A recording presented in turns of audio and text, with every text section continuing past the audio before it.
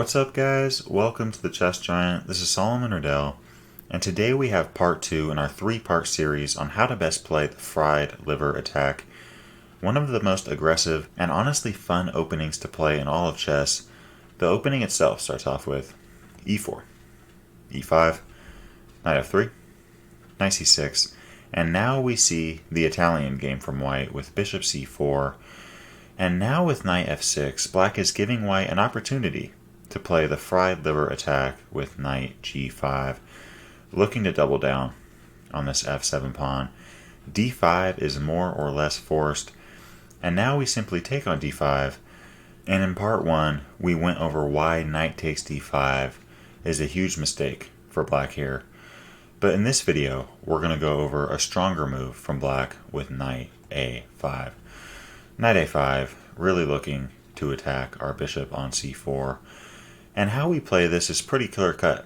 We're going to check the king with bishop b5, and following c6, we're going to take the pawn, and now after b takes c6, play bishop d3. Now going into the fried liver attack, as mentioned in part 1, we were willing and able against knight takes d5 to give up a full piece on f7, but now white is actually up a pawn, and it may seem as if black has an advantage in development, as well as this awkward looking bishop on d3. But I think with good preparation, white is completely fine here. We're going to go over 2 moves, including knight d5 and h6. Let's go over h6 first. Against h6, I like the move knight e4, which is part of the reason we play bishop d3. This bishop may look awkward, but it's actually pretty solid and pretty comfortably placed on the d3 square. Against knight e4, we now see knight d5, but in this case, we can simply castle, and following a move like bishop e7, we can now play knight g3. Notice how both the knight and the bishop are really clamping down on that f5 square. And now after castles, we have bishop f5, and following bishop a6, we can play d3.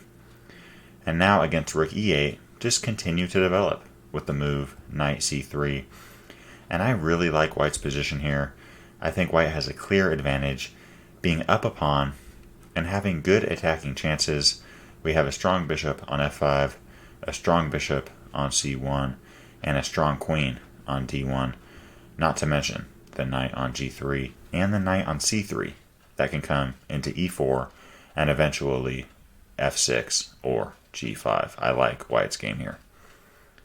So that covers h6, which I don't think is the best move for black.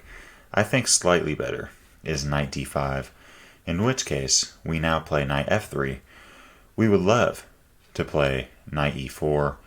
The problem with this is now black could play f5, kicking the knight from e4, and all of a sudden black has good attacking chances.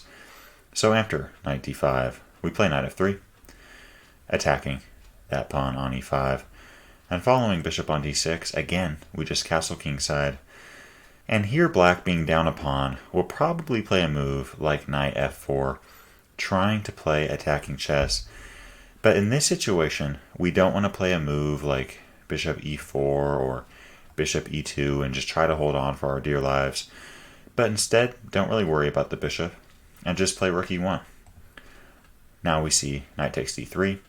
And sure, after c takes d3, this pawn is very weak, but we have to keep in mind white is up a pawn, and I personally would rather give up a single pawn than allow black to have a dominant attack against the king on g1.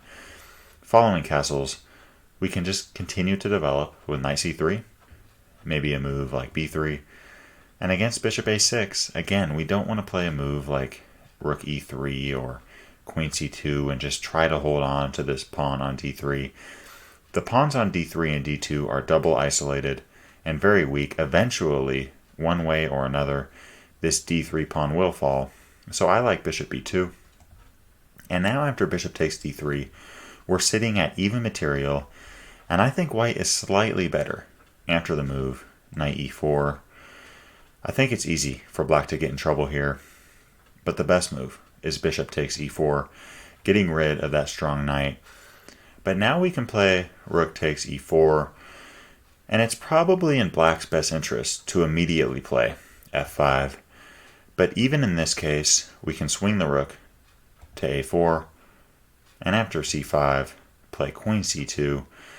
Notice how a move like e4, even though I think e4 is the best move here, leads to some pretty exciting chess, as now white can play queen c3.